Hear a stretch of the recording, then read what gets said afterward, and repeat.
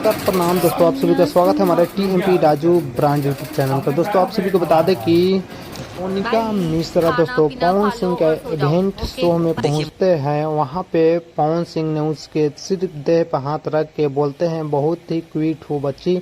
और पवन सिंह ने ये भी बोल दिया दोस्तों, इतना भरे मंच पे दोस्तों मोनिका सिंह का दोस्तों क्या बोले, पवन सिंह ने प्रपोज किए अपने इवेंट शो में बुलाकर। या इस पर क्या बताया दोस्तों आप सभी के, सोशल मीडिया पर आए दिनों या सोशल मीडिया पर इतना तेजी से मोनिका सिंह का दोस्तों वीडियो वायरल चल रहा है पवन सिंह के साथ में दोस्तों।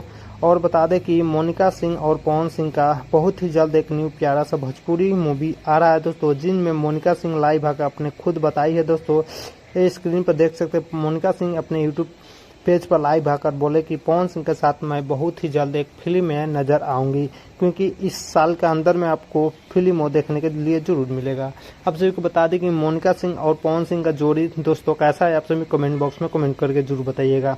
मोनिका सिंह बोल रहे हैं खेसारी लाल यादव के हर वीडियो में काम करेंगे अगर पवन सिंह का जो प्यार होगा। तो चलिए वीडियो को यहीं पर एंड करते, वीडियो लाइक करें।